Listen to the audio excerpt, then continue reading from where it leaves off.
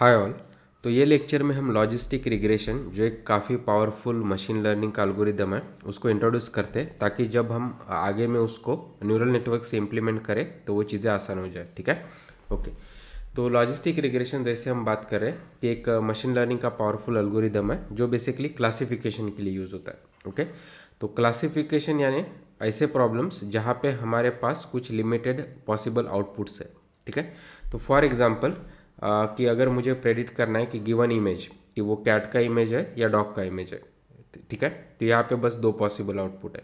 या for example मुझे email दिया गया है और फिर मुझे प्रेडिक्ट करना है कि वो स्पैम है या नॉन स्पैम है, अगेन टू पॉसिबल आउटपुट्स। ठीक है, तो अगर हमारे पास इस तरह से दो पॉसिबल आउटपुट है तो हम उसको कहते हैं कि बाइनरी क्लासिफिकेशन, लेकिन वो एक से ज़्यादा भी हो सकते हैं। तो ऐसे केस में भी लेकिन वो limited number of possible outputs होना चाहिए। For example digit recognition, right, तो 0 से लेकर 9 आपका डिजिट हो सकता है, लेकिन कितने पॉसिबल आउटपुट्स है, बस 10। ठीक है, तो ऐसे अगर कुछ पॉसिबल आउटपुट्स अगर लिमिटेड है, उसकी कैटेगरीज लिमिटेड है, तो उसको हम कहते हैं क्लासिफिकेशन। ठीक है, तो ऐसे एल्गोरिदम्स में या ऐसे टास्क में एक काफ़ी powerful machine learning algorithm use होता है, वो है लॉजिस्टिक रिग्रेशन। ठीक है,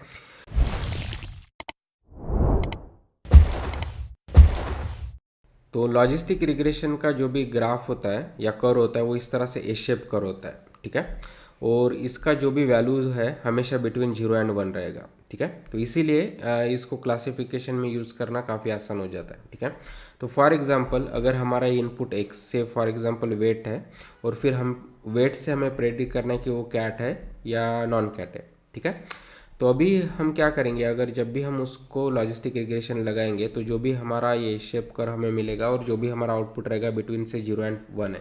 ठीक है, तो फिर हम इस तरह से प्रेडिक्ट कर सकते हैं कि अगर किसी का भी वैल्यू अगर ग्रेटर देन 0.5 है तो y इज इक्वल टू 1 है, यानी कैट है, अगर नहीं है तो वो नॉन कैट है। ठीक है, तो इस तरह से जो भी हमारे एक्स का वैल्यू होगा यानी उसका वेट होगा, उसके हेल्प से हमें इस तरह से दो डिफरेंट सेट मिल रहे हैं, राइट, यानी ये ब्लू वाले सभी कैट और ये ऑरेंज वाले सभी डॉग्स एंड सो ऑन। ठीक है, तो इस तरह से लॉजिस्टिक रिग्रेशन वर्क होता है। ठीक है, लेकिन अभी पहले हम डिस्कस करते हैं कि हमें ये ए शेप कर्व किस तरह से मिलता है। ठीक है, तो उसके लिए जो भी मैथमेटिकल फॉर्म है वो ये है। ठीक है, तो से अगेन हमारे पास पहले तो इनपुट एक्स दिया है। ठीक है, से फॉर एग्जांपल अगेन हमारा वेट। ठीक है, और फिर हमें पहले तो हम पैरामीटर्स लर्न करते हैं। तो पैरामीटर्स जो हम लर्न करते हैं यहाँ पे डब्ल्यू एंड बी। ठीक है, तो डब्ल्यू बेसिकली स्लोप होता है और बी बेसिकली वाई इंटरसेप्ट। ठीक है, तो फॉर एग्जांपल अगर मेरा इक्वेशन इस तरह से कि डब्ल्यू एक्स प्लस बी, तो आप इजीली गेस कर सकते हैं कि ये लाइन का इक्वेशन है। तो हमें इस तरह से कुछ लाइन मिलेगा। ठीक है, तो जिसका स्लोप है w और ये जहाँ पे भी y एक्सिस पे इंटरसेप्ट हो रहा है उसका वैल्यू है b। ठीक है, लेकिन हमारे लॉजिस्टिक रिग्रेशन के टास्क में जो भी ये लाइन का आउटपुट हो सकता है वो कुछ भी रियल नंबर वैल्यू हो सकता है, राइट।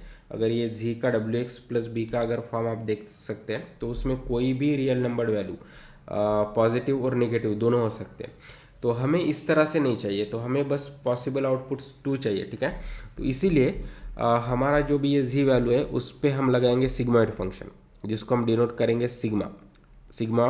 ठीक है, और फिर अभी हमारा आउटपुट होगा सिग्मा ऑफ जी। अगेन जी हमारा क्या है, डब्ल्यू एक्स प्लस बी इस तरह से। ठीक है, लेकिन अभी जब भी हम इस पे सिग्मॉइड फंक्शन लगाते हैं तो सेम चीज़ हमें इस तरह से ए शेप कर्व में मिलेगा। और जैसे हमने ऊपर डिस्कस किया है कि अभी इस पे जो भी इसका वैल्यू का रेंज बिटवीन 0 एंड 1 है, तो फिर अभी हमें आउटपुट प्रेडिक्ट करना काफ़ी आसान हो जाएगा। ठीक है, तो अगेन कि अगर y का वैल्यू ग्रेटर देन 0.5 है तो हम कहेंगे 1, अगर से फॉर एग्जांपल लेस देन 0.5 है तो हम कहेंगे 0 एंड सो ऑन। ठीक है, तो 1 यानी से फॉर एग्जांपल कैट और 0 यानी non cat and so on. ठीक है, और ये जो भी सिग्मा जी है तो उसका इक्वेशन रहेगा इस तरह से कि 1/1 plus e to the minus z, और जी अगेन ये हमारा डब्ल्यू एक्स प्लस बी का वैल्यू है। ठीक है, तो ये मैथमेटिक्स है बिहाइंड द सीन, लेकिन इंपॉर्टेंट थिंग टू नोट कि गिवन एक्स, तो जब भी हम लॉजिस्टिक रिग्रेशन ट्रेन करते हैं तो हमें कुछ इस तरह से हमारा जो बेसिकली आउटपुट का कर्व मिलेगा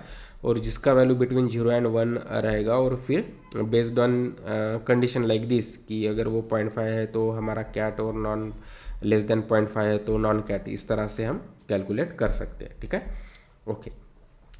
नेक्स्ट कि अभी अगर हमें मॉडल मिल रहा है और जब हम ट्रेन कर रहे हैं तो हमें उसका कॉस्ट फंक्शन हमें पता चलना चाहिए, ठीक है। तो यानी अगर मैं कहता हूँ कि हमारे पास इस तरह से मॉडल मिला है तो हमको उसको इवेल्युएट भी तो करता आना चाहिए कि वो कितना अच्छा है, ठीक है। तो उसके लिए जो भी लॉस फंक्शन यूज़ होता है लॉजिस्टिक रिग्रेशन में वो 1 है, ठीक है। तो जब भी एक्चुअल ट्रू लेबल y का 1 है, ठीक है, तो तब हमारा जो भी लॉस फंक्शन का वैल्यू है वो minus log of f of x, और एफ ऑफ एक्स यानी आपका प्रेडिक्शन, और आपका प्रेडिक्शन का फार्मूला क्या है, ये वाला, ठीक है, कि 1/1 plus e to the power minus z, और जी अगेन डब्ल्यू एक्स प्लस बी, ठीक है, ओके। लेकिन जब भी y इज इक्वल टू 1 है तो बेसिकली हमारा लॉस फंक्शन होता है माइनस लॉग ऑफ आपका प्रेडिक्शन का वैल्यू एफ ऑफ एक्स का वैल्यू, और जब भी y अगर जीरो है यानी उसका ट्रू लेवल जीरो है तो उसके लिए जो भी फार्मूला है वो है minus log of 1 minus f of x, ठीक है। तो ये ऑलमोस्ट सिमिलर है, बस यहाँ पे 1 माइनस एफ ऑफ एक्स है और यहाँ पे एफ ऑफ एक्स है, और डेफिनेटली उन दोनों का निगेटिव लॉग है, ठीक है, ओके। तो लेकिन अभी इसको हम समझते हैं। तो जब भी y इज इक्वल टू 1 है तो बेसिकली हम क्या करें कि हमारा जो भी लॉस फंक्शन है वो minus log of f of x है, तो उसका अगर हम प्लॉट कैलकुलेट करते हैं बिटवीन 0 एंड 1, ठीक है, तो एक्चुअली वो इस तरह से ब्लू सर्कल रहेगा माइनस लॉग ऑफ एक्स का वैल्यू, लेकिन हमारा पॉसिबल आउटपुट बिटवीन 0 एंड 1 रहता है, तो हमें अगर इसको एक्सपांड करते तो इस तरह से कर्व मिलेगा, ठीक है। तो अगर हमारा ट्रू वैल्यू 1 है और हमने प्रेडिक्ट किया 1 तो लॉस क्या है 0, राइट। और अगर हमारा ट्रू वैल्यू 1 है लेकिन हमने प्रेडिक्ट किया 0.5 तो हमारा ये जो भी है कुछ लॉस का वैल्यू है, ठीक है। और फॉर एग्जांपल हमने कुछ और बहुत ही कम वैल्यू प्रेडिक्ट किया लाइक 0.1, तो इस तरह से हमें कुछ ज़्यादा एरर मिलेगा, ठीक है। तो अभी आप ये प्लॉट से डेफिनेटली समझ सकते हैं कि ये minus log of f of x किस तरह से प्रॉपर हमारा कर्व है, ठीक है। क्योंकि अगर एक्चुअल वैल्यू 1 है हमें पता है, ठीक है, और हमने प्रेडिक्ट 1 किया है तो हमें लॉस 1 मिल रहा है, और जिससे अगर ये 1 से अगर जितना हम कम कम कम कम प्रेडिक्ट करते जा रहे हैं तो हमारा लॉस बढ़ता जा रहा है, और अगर वो 0 है तो बेसिकली लॉस हमारा इनफाइनाइट होगा एंड सो ऑन, ठीक है। तो जब भी y इज इक्वल टू 1 है तो हमें इस तरह से कर्व मिलेगा, और जिसका लॉस का फंक्शन होगा minus log of f of x, ठीक है।